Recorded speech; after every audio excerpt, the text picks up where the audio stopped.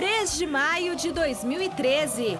Para a decepção de mais de 57 mil torcedores, o São Paulo perde do Atlético Mineiro e se complica na Libertadores. Com exceção a Renato Augusto, que segue se recuperando, o Corinthians deve ir com força máxima para o jogo contra o Tricolor no Morumbi. Mistério aqui no Peixe e o técnico Muricy Ramalho só confirma Neymar para a semifinal do Paulistão. O Mojimirim quer aproveitar o mando de campo para vencer o Santos e pela primeira vez chegar à final do Campeonato Paulista.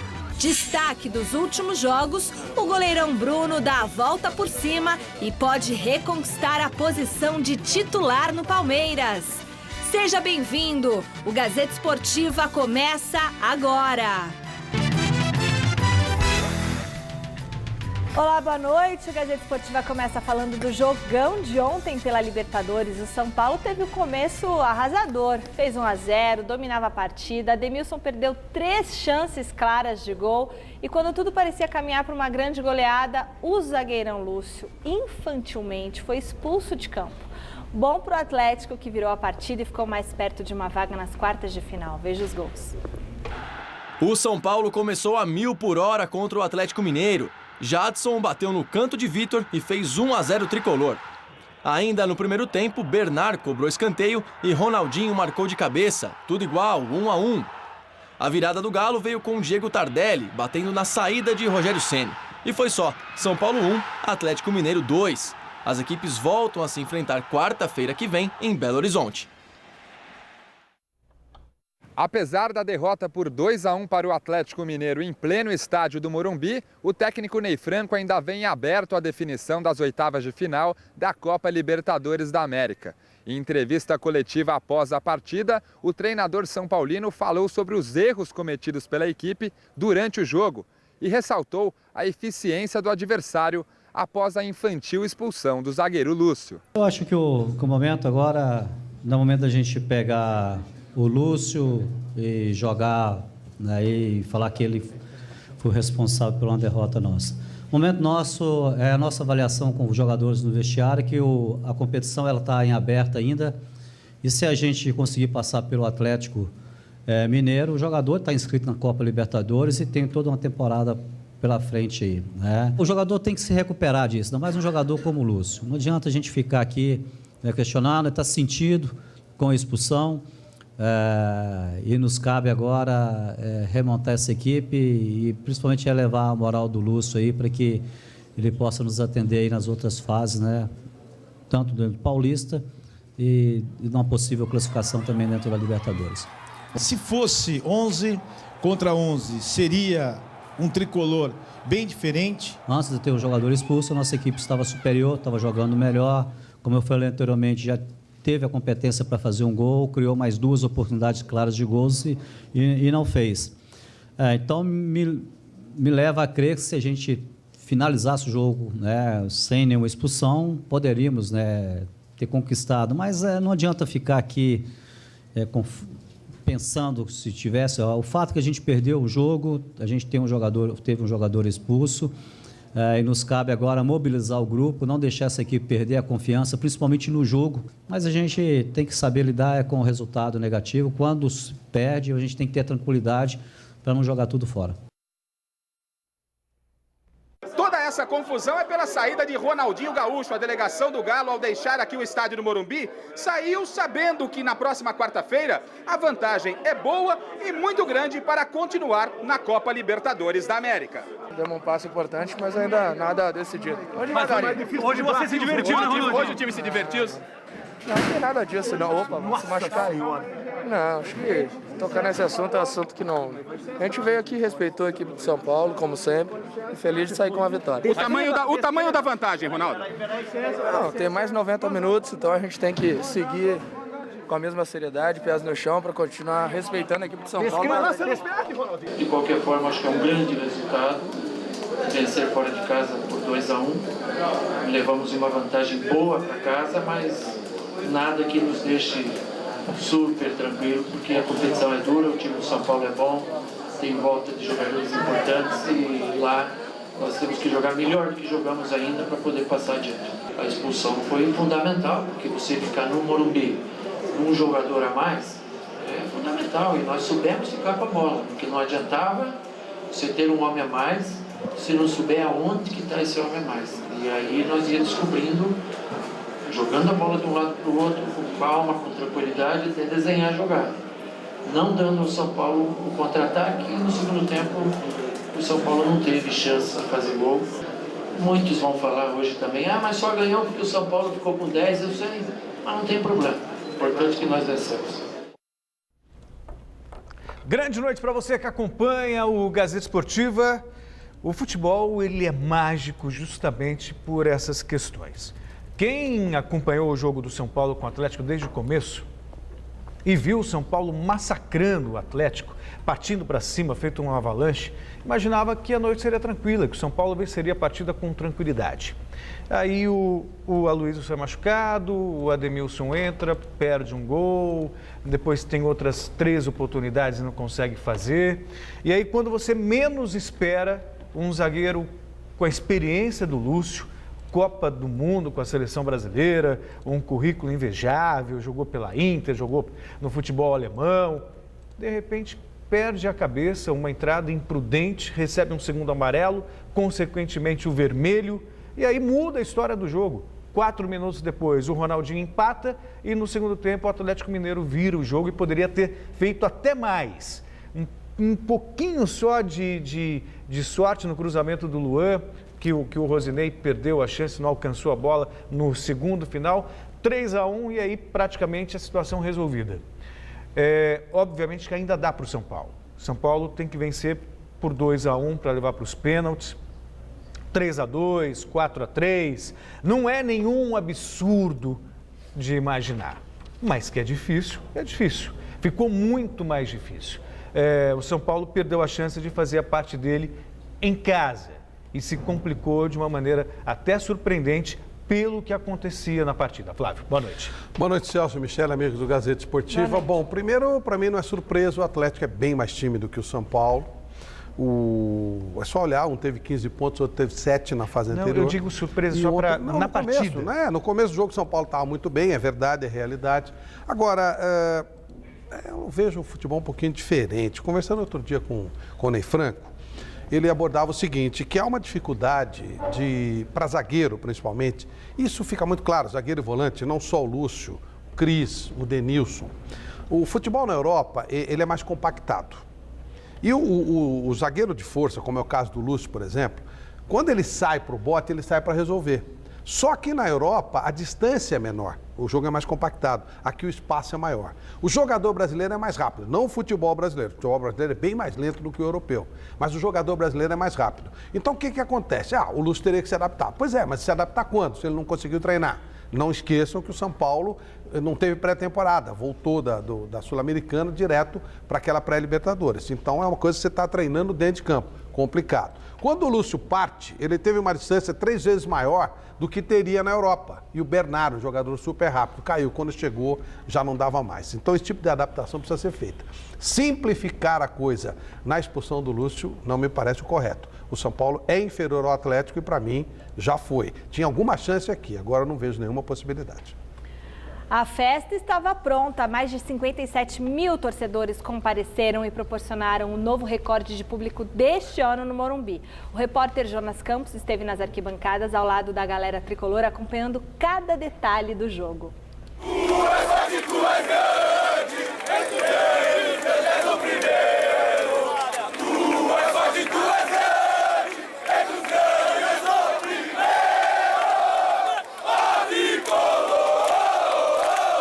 A torcida São Paulina chegou ao Morumbi determinada a apoiar o time.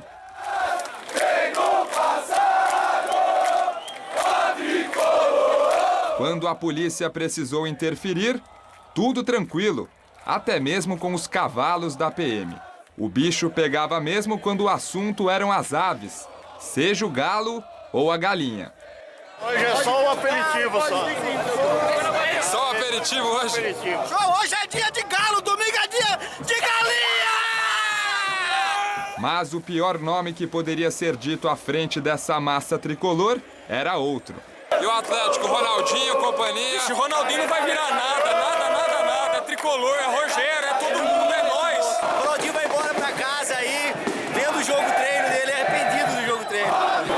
vai ver qual que é a potência do São Paulo, a tradição nossa no Morumbi. Aqui, ó, isso aqui, ó. Como eu te amo, tricolor! Como eu te amo demais! O dia que tu não existir, eu não quero sorrir nunca mais! O Ronaldinho já foi eleito o melhor jogador do mundo. Então é um jogador que nós temos muito respeito. E sem dúvida nenhuma esse tipo de declaração acaba até promovendo o espetáculo. O craque do Galo, inclusive, foi o último a descer do ônibus atleticano na chegada ao estádio. Nada que abalasse a euforia dos são paulinos, que receberam o time com muita festa na chegada ao Morumbi.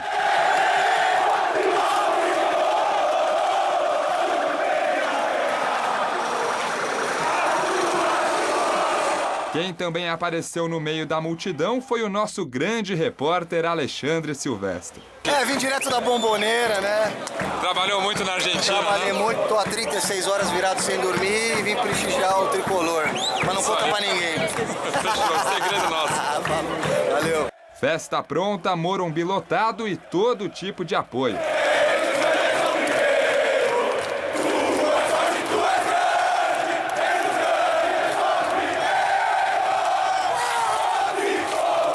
O que ninguém poderia imaginar era que no final o canto do galo seria mais alto.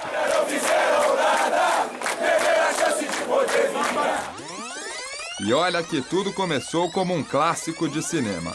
Gol de Jadson logo aos 8 minutos.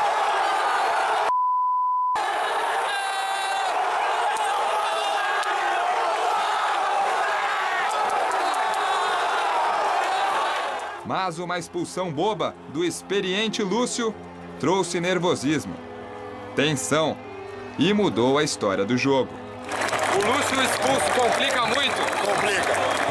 Vai ficar ruim, mas não vai aguentar aqui no Morumbi aqui.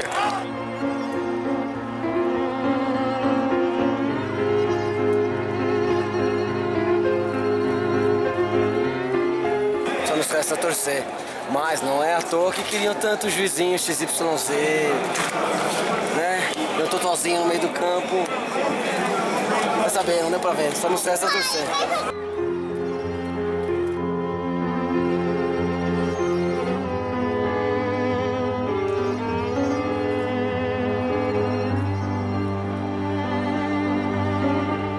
A tentativa de reação com um jogador a menos foi em vão.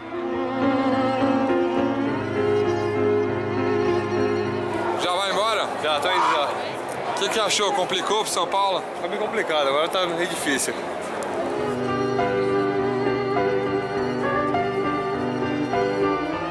Fim de jogo e do primeiro capítulo das oitavas de final, com festa dos mineiros.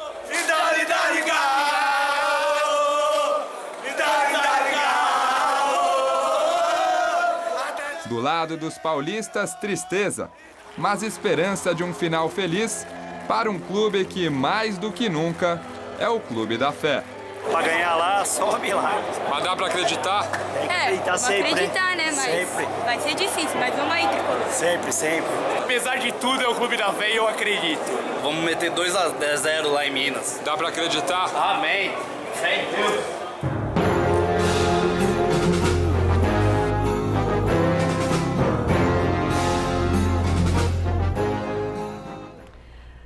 Vote na enquete que está no ar no site gazetesportiva.net. A pergunta é: você acha que o São Paulo consegue a classificação para as quartas de final da Libertadores?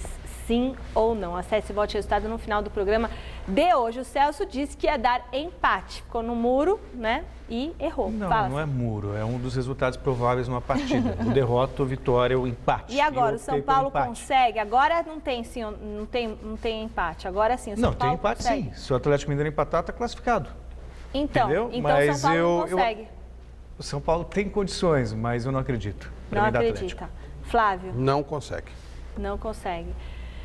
Mais uma partida aconteceu ontem pelas oitavas de final da Libertadores. O Fluminense foi a Guayaquil, no Equador, e perdeu do Emelec. Veja os gols. Em Guayaquil, Leandro Eusébio quis afastar, mas acabou fazendo contra. 1-0 Emelec diante do Fluminense.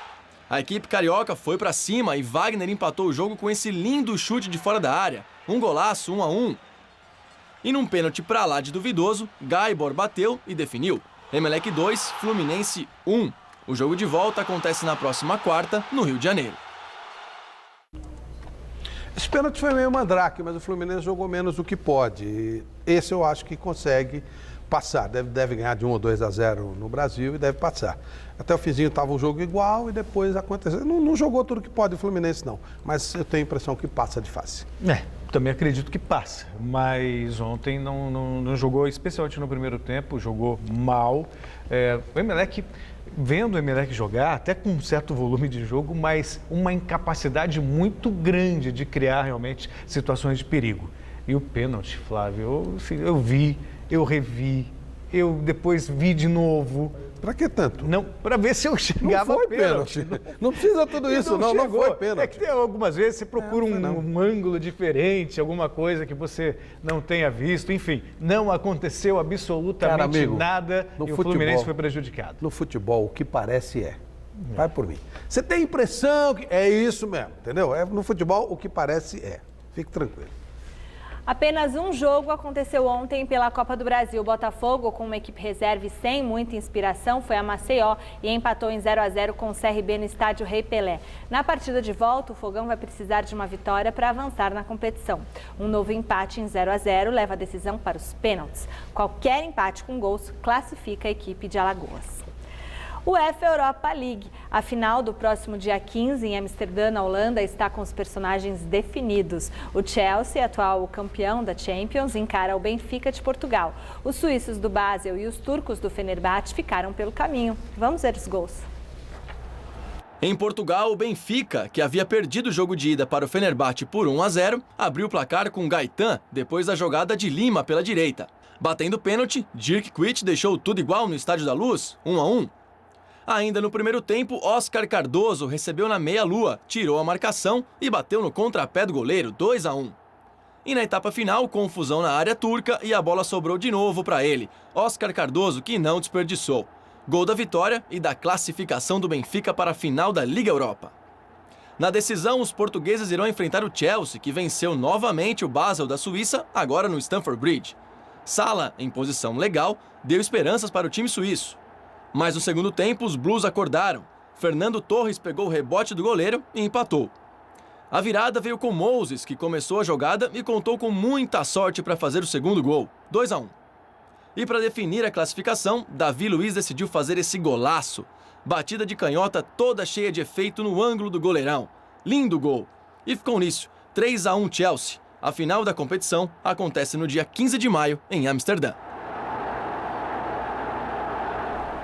Vai dar uma belíssima final. O Chelsea tem um bom time e o Benfica é o melhor time português da atualidade. Vai ser legal. E a final de Liga UEFA não é qualquer coisinha como aqui, não. É um negócio bonito, imponente. Não é a Champions, mas chega muito perto, é muito bem organizada, vai ser jogaço.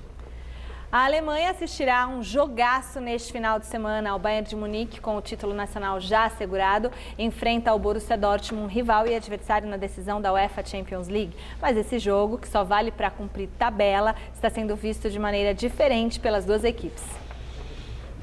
A decisão da Champions League só acontece no dia 25 de maio. Mas amanhã, as equipes finalistas se enfrentarão em Dortmund pela 32ª rodada da Bundesliga. Ao que tudo indica, Borussia e Bayern de Munique irão usar o que tem de melhor no momento para o clássico. Do lado amarelo, Mario Götze está confirmado, ele que foi anunciado como reforço do próprio Bayern na semana passada.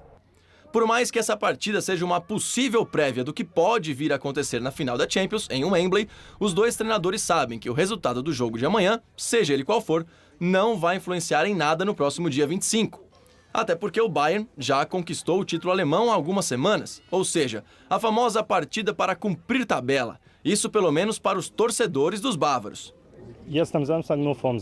Alguns deles dizem que essa partida deste sábado pouco importa, o que vale mesmo é o dia 25, até lá nem estamos ligando.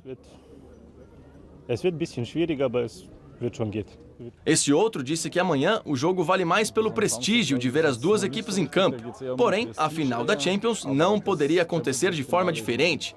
Duas equipes alemãs, o que mais posso querer? Já o Borussia ainda tem pretensões na competição. A equipe ainda busca o vice-campeonato. E essa história de jogo morno parece que não será contada por aqui.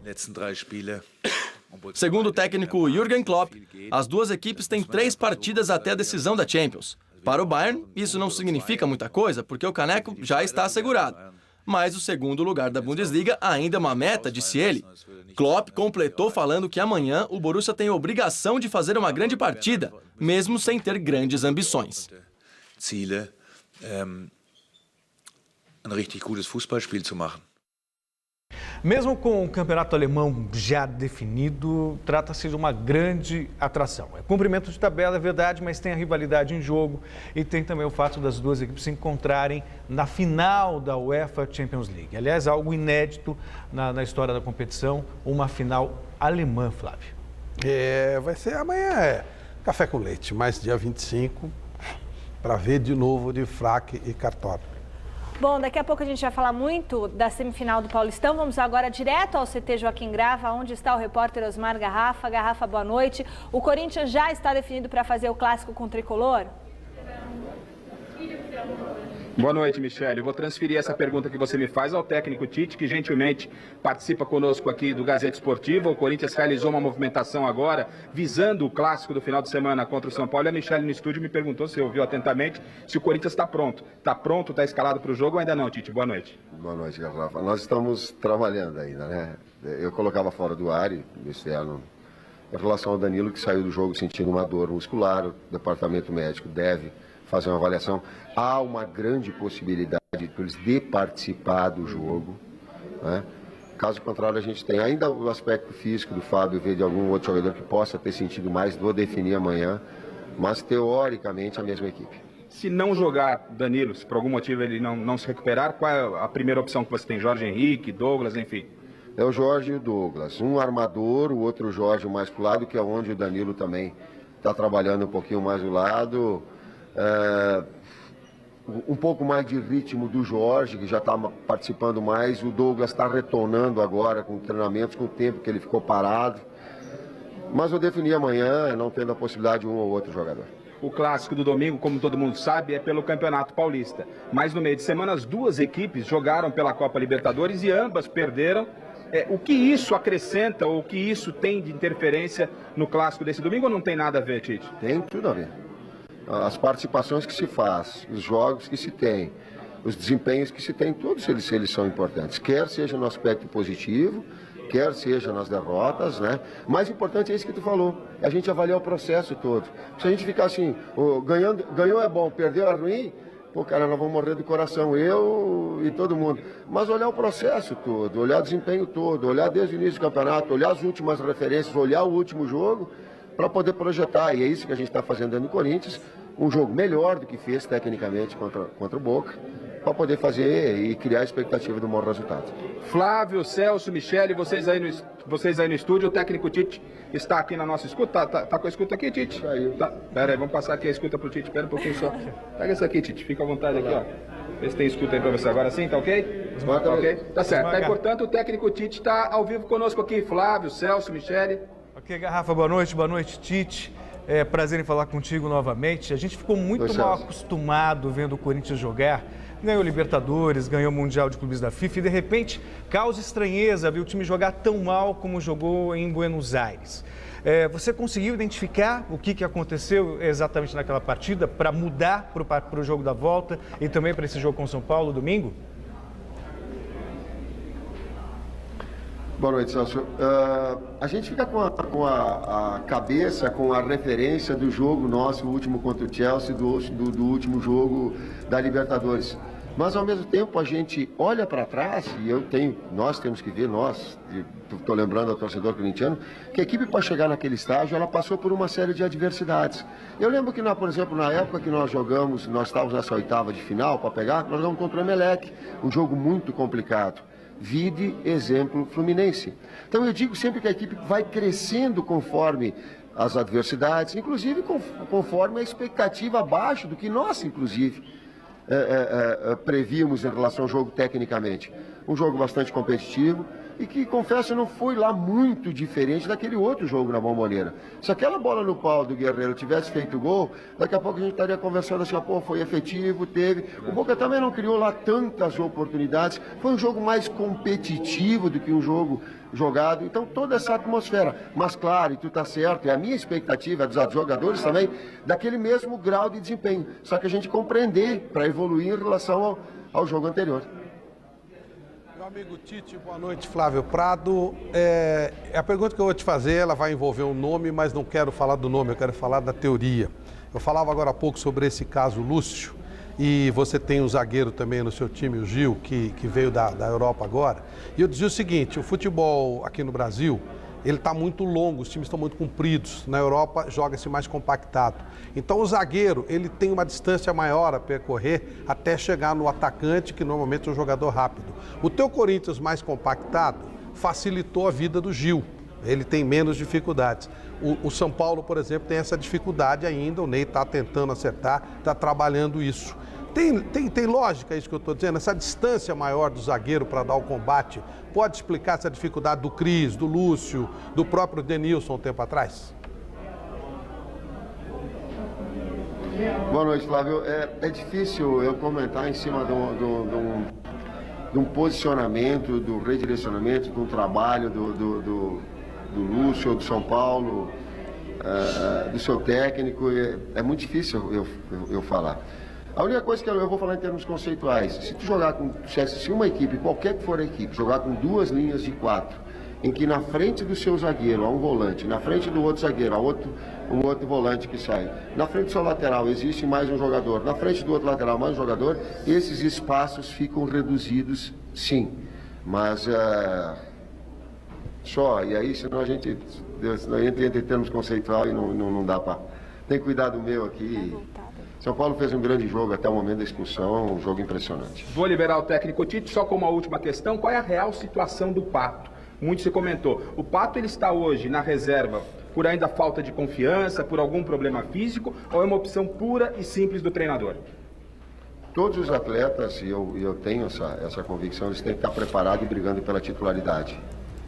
O Pato teve esse processo, assumiu a titularidade. Não vamos falar dos outros.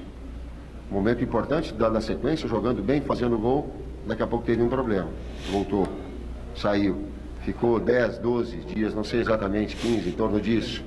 Né? Uma retomada, para retomar um processo e um ritmo igual, em contrapartida outros atletas importantes entrando bem. E afora isso também a aquisição de confiança para estar no mesmo patamar. Está quase chegando lá. Obrigado, Tite. Bom trabalho para você. Para ti também, galera. Tá certo. Aí, portanto, Michele, o técnico Tite, gentilmente participando conosco no Gazeta Esportiva. Amanhã, o último treinamento antes do Clássico. E, salvo algum problema, o Corinthians terá o Cássio, Alessandro, Gil, Paulo André e Fábio Santos pela esquerda. No meio-campo, Ralf, Paulinho, Danilo. Bem provável que jogue, a avaliação final será no dia de amanhã. No ataque, Romarinho, Guerreiro e Emerson. Em caso de empate, a decisão da vaga será nos pênaltis. Michele. Muito obrigada, Osmar Garrafa, em cima do lance, trazendo as notícias quentinhas aqui para o Gazeta Esportiva. E olha, a Arena Corinthians passou por uma vistoria diferente essa semana, viu? Uma máquina que simula o impacto do público na arquibancada chegou à seguinte conclusão, Flávio. Atenção, torcedores da Fiel, pode pular à vontade que o Itaquerão não vai cair. Acompanhe na reportagem de Luiz Henrique Gurian. Note os efeitos produzidos pela Vibrodino. Não é nenhuma nova operária da Arena Corinthians. É esta máquina, italiana de concepção e mais de 25 anos de experiência e serviços prestados em várias partes do mundo. No setor oeste do estádio que vai abrir a Copa do Mundo de 2014 e já com obras concluídas em 75%, ela vem para mais testes. Para você perceber o que ela produz, pense, 5.000 pessoas. Para cada metro quadrado, 7 torcedores. Peso médio de 500 quilos. Aí ela vibra e tudo no lugar. Mais segurança para o público. Experiência vibrante, não é a primeira, não será a última. Muitas ainda virão até o final do ano, término previsto para as obras deste estádio. Marco Giuliani, você diria que a obra, pelo menos nesse setor aqui, está aprovada? Sim. Com certeza, os testes que a gente fez até agora mostraram que ela está adequada em relação ao que foi projetado. Ela tem segurança estrutural em relação a quedas, rupturas, assim como conforto para o público usuário em relação às vibrações. Aqui nós fazemos todos os testes, né? Do ultrassom, líquido penetrante aqui nessas estruturas metálicas, aos testes com concreto, com a estrutura, com acompanhamento tecnológico. Toda a qualidade nossa atua muito forte aqui no controle da obra em si. E o partido estrutural que foi desenhado, os calculistas, as normas brasileiras foram atendidas. Isso foi comprovado aqui nos testes de vibração. Palmeiras, o goleirão Bruno, um dos destaques nos últimos jogos contra o Santos na Vila Belmiro e o Tijuana no México, comemora a boa fase. Com defesas importantes, ele pode reconquistar a posição de titular no gol do Verdão. Acompanhe. Das falhas em Itu e a contestação para grandes defesas e elogios. Vida de goleiro nunca foi fácil. Para Bruno, a situação não é diferente. Eu aprendi a minha vida inteira. Desde que eu, há 16 anos, quando eu cheguei aqui no Palmeiras, e o Pracidelli me colocou uma coisa na cabeça que errou, levanta a cabeça e não erra na segunda. Errou a segunda, levanta a cabeça e não pode errar a terceira, porque o jogo, o futebol é muito dinâmico. Então, aconteceu o erro, todo mundo erra, acontece, passou. E no Verdão, a pressão é ainda maior, se levarmos em conta que existe a sombra de uma certa camisa 12. Mas é a pressão boa, é a pressão que te faz trabalhar mais e mais para você ser o melhor que você pode, para você dar tudo que você pode dentro de campo, substituir. Eu sempre falei, ninguém aqui está substituindo o Marcos, porque o Marcos é insubstituível, não vai aparecer outro no mundo. E a gente está aqui dando continuidade no trabalho que ele fez, no trabalho que vem sendo feito por todos esses goleiros que passaram aqui. E isso faz com que a gente trabalhe mais e mais a cada dia, para continuar, para isso não ser quebrado, para o Palmeiras continuar sendo essa escola de goleiros e tão famosa pelo mundo. No ano passado, São Marcos se lesionou e Bruno saiu do banco para virar um dos protagonistas do título da Copa do Brasil. Poder ter entrado nas oitavas de final, ter sido o melhor goleiro, campeão, já me comparei, até brinquei com o Marcão também, que eu consegui ser campeão depois dele, né, jogando, e o que é muito difícil, né, E agora pode acontecer da Libertadores também, mas a gente está pensando somente no Tijuana, o título, as quartas de final, a semifinal, a gente deixa para depois. A nossa cabeça é jogo a jogo. Primeiro Tijuana, depois a gente vai ver o que vai acontecer, vamos sair classificados se Deus quiser. E depois a gente pensa no próximo adversário. A história de superação de Bruno se confunde com a do próprio Palmeiras. No início da temporada, a equipe era apontada como a quarta força do futebol paulista. Hoje é o time de São Paulo com mais chances de classificação. A gente desacreditado nas duas competições, classificamos bem no Paulista, classificamos com uma rodada antes de antecedência na Libertadores, fizemos um bom jogo lá em Tijuana, que foi um time que não perdeu em casa, né, não tinha perdido em casa. Então, acho que isso mostra que a gente sabe da nossa capacidade e a opinião de fora assim, não interfere muito aqui dentro, porque o nosso pensamento está bastante voltado em fazer um bom ano pelo Palmeiras, e isso é o mais importante. Campeonato Paulista, franco atirador na semifinal, Mojimirim tem a dura tarefa de parar Neymar e companhia e impedir que o Peixe chegue à quinta final consecutiva do estadual. A inspiração para esse desafio vem do passado, quando o Sapão fez história com um certo Carrossel. 2 décadas se passaram. Lembranças do Carrossel Caipira, não. Dirigido por Oswaldo Alvarez, o Vadão, treinador que implantou o 3-5-2. Esquema tático que deixava um time com marcação forte e surpreendente no contra-ataque. Nomes que apareceram como Admilson, Leto, Valber e Rivaldo. Fizeram sucesso, rodaram o mundo.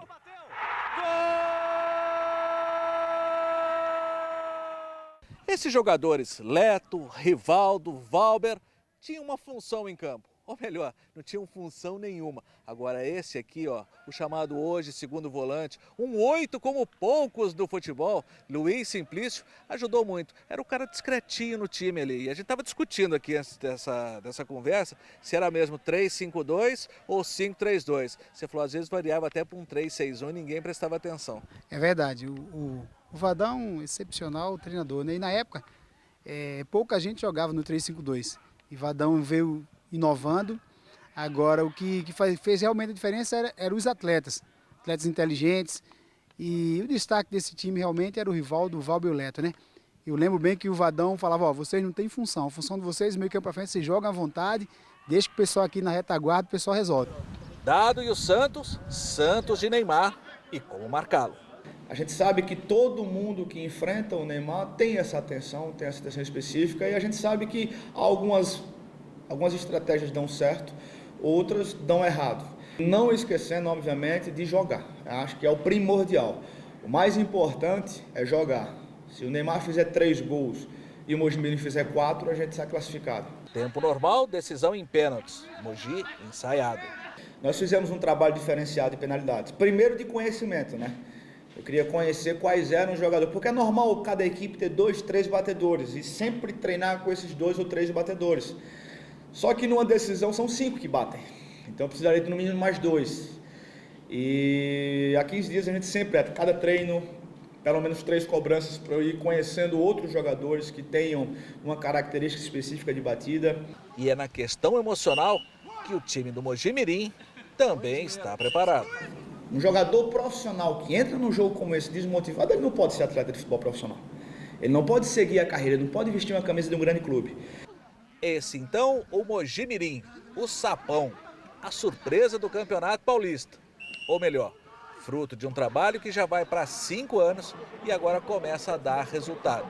De que nível? Tamanho? Depois do jogo, neste sábado, vai dar para medir um pouco melhor. Às vésperas do jogo que vai decidir uma vaga para a final do Campeonato Paulista, o Santos recebeu uma visita para lá de inspirada no treino desta manhã. Integrantes do Cirque du Soleil estiveram no CT Rei Pelé, dando uma forcinha para os jogadores do Peixe. Reportagem, Felipe Sboril.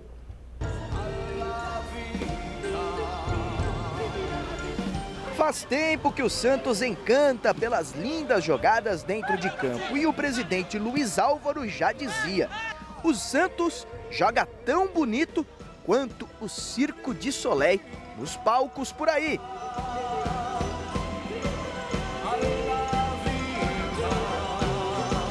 A minha relação com o futebol é meio distante, não é muito próxima, mas se ele está falando que tem uma ligação, deve ter alguma magia dentro do campo, porque o Cirque du Soleil é essa coisa mágica, né? Essa coisa que as pessoas pagam um preço caro, mas vê um espetáculo mesmo na frente. Quem sabe eu vou vir assistir um joguinho para ver se eles têm mesmo essa magia.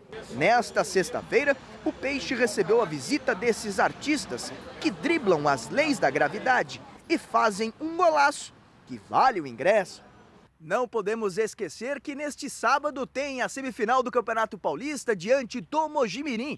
E o técnico Muricy Ramalho vai contar com o artista Neymar, que não perde há 14 partidas, 10 pelo Santos. Números importantes para o ator principal do Peixe. O Neymar treinou quinta-feira, treinou hoje também. Ele fez tratamento todos os dias e treinou a partir de quinta-feira e está apto para jogar.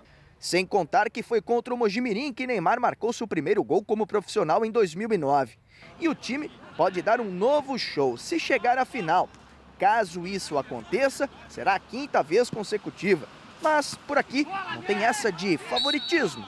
Esse negócio de favorito no futebol hoje em dia, como se trabalha em time como o Mojimirim fez um grande trabalho, e também o fator campo é importante. Acho que tem um equilíbrio muito grande nesse jogo aí.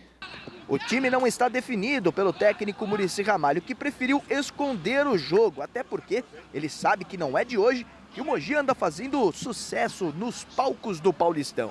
Time forte, que está mostrando isso não agora, está mostrando isso desde o ano passado, então não é surpresa nenhuma, o Mogi está lá. Então, mas é um time que tem uma boa formação e tem bons jogadores. O torcedor do Santos está acostumado com espetáculos e neste sábado quer que o time protagonize mais um, para que a equipe de Neymar receba aplausos em mais este show.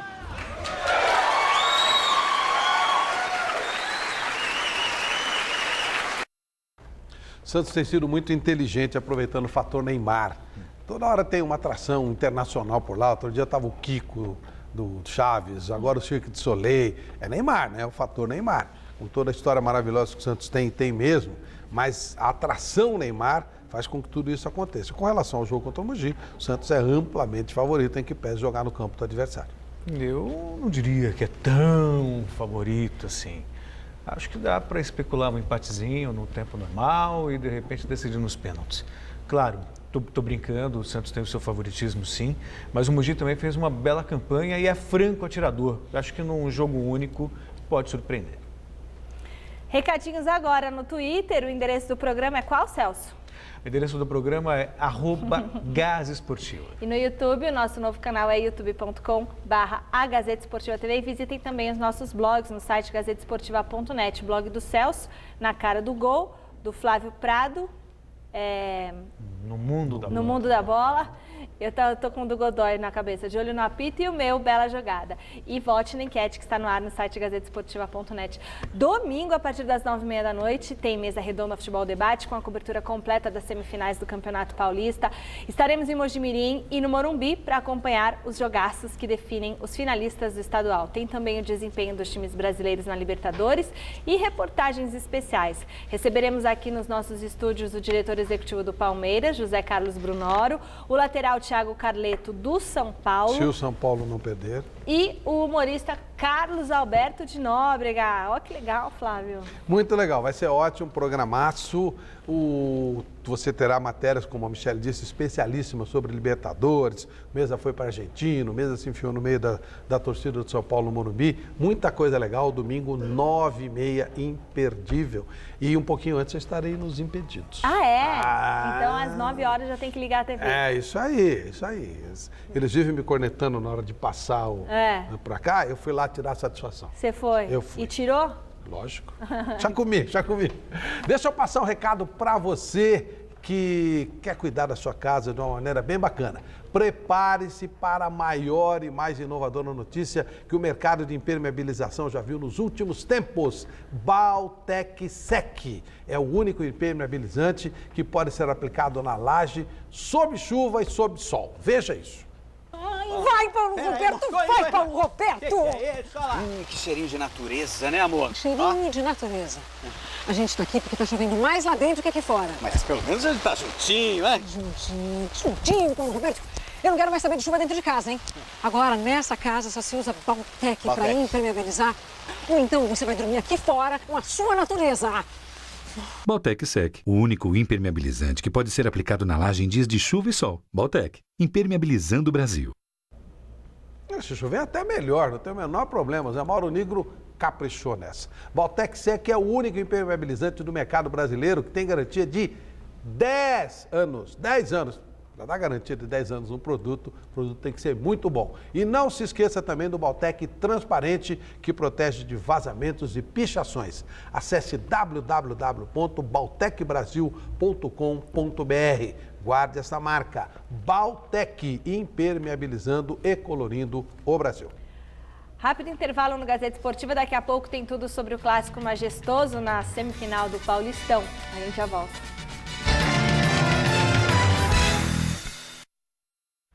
Hora de falar do clássico majestoso. Há pouco tempo, coisa de 5 anos atrás, o São Paulo era o clube modelo para os adversários brasileiros. Ele estava anos-luz à frente dos rivais em organização, planejamento. Tanto é que foi tricampeão brasileiro de forma seguida e incontestável. O tempo passou, a situação se inverteu. O Corinthians se reconstruiu depois da queda para a segunda divisão e chegou aos títulos da Libertadores e Mundial. Será que dá para falar que eles trocaram de papéis? Vamos ver.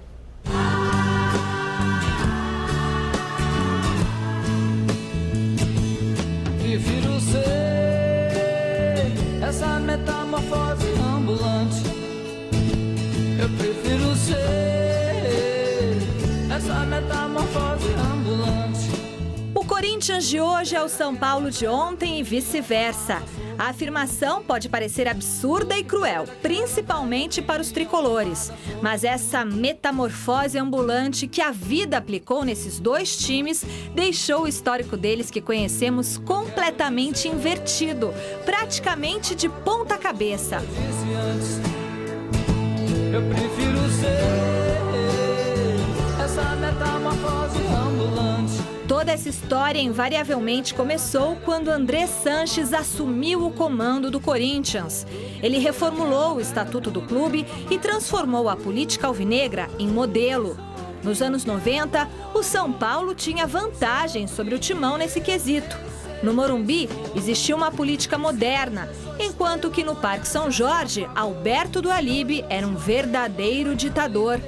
Hoje, quem se perpetua no comando de um clube de futebol há mais tempo é Juvenal Juvencio, mandatário são paulino desde 2006. O sertão vai virar mar, dá no coração. O medo que algum dia o mar também vire sertão. Vai virar mar, dá no coração. O medo que algum dia o mar também vire sertão. Antigamente, o Morumbi era palco dos principais jogos paulistas. Era um verdadeiro mar de clássicos e finais de campeonatos. Além disso, o estádio seria utilizado na Copa do Mundo. Mas com a construção da novíssima Arena Corinthians, representante paulista no Mundial de Seleções, o Cícero Pompeu de Toledo se tornou o sertão do cenário esportivo da cidade. Essa história toda motivou uma brincadeira no stand-up organizado por Flávio Prado, que conta a história do Corinthians, do terrão ao Japão. Só um minutinho. Ainda bem que o seu não é o meu, né? Espera só um minutinho. Opa! Vai, Corinthians! Alô? Quem? Juvenal Juvencio? Não, o André está aqui sim. Por quê? Ué, por que tem que homenagear esse cara? Porra, mas qual é a bronca? 2007, né? É verdade, da Copa do Mundo ia ser no seu estádio, é. Tinham obras e melhorias e tudo, é verdade. Roda mundo, roda gigante, roda moinho, roda peão. O tempo rodou num instante nas voltas do meu coração. O mundo roda mesmo, e vários outros são os exemplos que comprovam a alternância de posição entre São Paulo e Corinthians. Antes, somente o tricolor tinha um CT moderno e equipado. Agora, o CT Joaquim Grava é um dos expoentes em tecnologia do mundo. O time do Morumbi tinha uma postura de manter os treinadores e a comissão técnica. Vide o tempo que Tele Santana passou no comando do clube. Agora, quem colhe os frutos dessa política é o time do Parque São Jorge, responsável por manter Tite como técnico há quase 3 anos. Em um passado não muito distante, quem gastava milhões nas contratações de jogadores já conceituados que nem sempre se davam bem era o Corinthians. Hoje, o clube busca opções baratas que acabam rendendo bons frutos, como o caso de Ralf, Paulinho e Romarinho. Já o São Paulo apostou no dispendioso Paulo Henrique Ganso, mas o atleta até o momento não fez valer toda a fortuna investida. Toda essa transformação está fazendo o corintiano rir à toa da cara do São Paulo. E certamente os tricolores não estão gostando nada disso.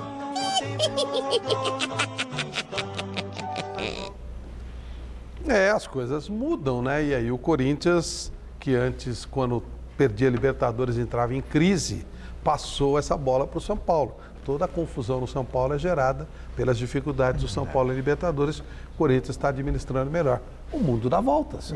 Dá volta, sim. E alguns sistemas, Flávio, por exemplo, essa longevidade dos dirigentes do futebol, sinceramente, eu não vejo com bons olhos, não vejo como algo positivo. Num primeiro momento pode até soar positivo, mas com o passar dos anos a gente vê que a coisa não funciona. Pode pegar o Santos, o próprio Corinthians, o Vasco da Gama, quer dizer, talvez esse momento do São Paulo tenha a ver com essa longevidade, não me lembra, com essa continuidade do São Paulo demitiu o Dr. Turíbio, o Rosan e o Carlinhos Neves. Ontem, 2 jogadores do São Paulo saíram com lesão muscular num jogo decisivo. Claro. Por exemplo, né? Então, hoje o Corinthians vive um momento distinto. O Corinthians é a referência, enquanto São Paulo, que sempre foi referência, perdeu espaço nesse quesito. Sobre o jogo em si, Corinthians e São Paulo, o jogo é no Morumbi, o São Paulo tem melhor campanha, os dois perderam no meio de semana, mas ainda assim eu acho que o Corinthians tem um leve favoritismo contra o São Paulo, pesando mesmo o fato torcida, fator campo. eu acredito que o Corinthians tem 55-45. Do lado São Paulino, não existe muito tempo para lamentar a derrota em casa ontem pela Libertadores. O grande desafio para o jogo com o Timão é esquecer o jogo com o Galo e pensar só no grande rival. Adriano Dolfo tem as informações. No gramado, o único titular do jogo de ontem foi o zagueiro Lúcio, que atuou apenas 35 minutos. Expulso de campo, ele não joga a partida de volta em Minas Gerais, no estádio Independência. E assim, Edson Silva deve ser o substituto. Antes da Copa Libertadores, Ney Franco pensa no time que pega o Corinthians na semifinal do Campeonato Paulista e terá o reforço importante do centroavante Luiz Fabiano. O time que enfrenta o Corinthians só será conhecido amanhã pela manhã, aqui mesmo no treinamento que acontece no CT da Barra Funda. Mas Ney Franco recebeu agora há pouco a informação de que não poderá contar com 2 atletas para o clássico. Aloísio, com um problema muscular na coxa direita, para de 3 a 4 semanas. Rodolfo, com um problema muscular na coxa esquerda, deve ficar parado por 3 semanas. Do CT da Barra Funda, Adriano Dolfi para a TV Gazeta. Bom, muito bem. Então, domingo temos aí a definição de Corinthians e São Paulo. O Ganso, Flávio, eu acho que desde que ele foi contratado pelo São Paulo, vive o melhor momento. Acho que o jogo, inclusive, contra o Atlético Mineiro, talvez tenha sido um dos melhores dele com essa camisa. Ele está jogando mais perto da área, ele está no espaço melhor para trabalhar, o Ney está achando um bom posicionamento para ele, efetivamente está jogando bem. Eu, ao contrário do Celso, acho que o jogo é realmente equilibrado, pau a pau. 50% a 50%, muito, muito parelho. Os dois vão querer mostrar uma superação, é o maior clássico que nós temos. Vai ser um jogaço e você vai acompanhar tudo no Mesa Redonda domingo. Concordo com o Flávio. Resultado final da nossa enquete, você acha que o São Paulo consegue a classificação para as quartas de final da Libertadores? Deu que não, 72% dos votos. O programa de hoje termina aqui, domingo, 9h30 da noite, tem Mesa Redonda. Gazeta Esportiva volta na segunda-feira, às 6 da tarde. Fique agora com o Jornal da Gazeta. Tchau. Gazeta Esportiva. Oferecimento Baltec. Super manta líquida impermeabilizante. Gazetaesportiva.net. Tudo o que acontece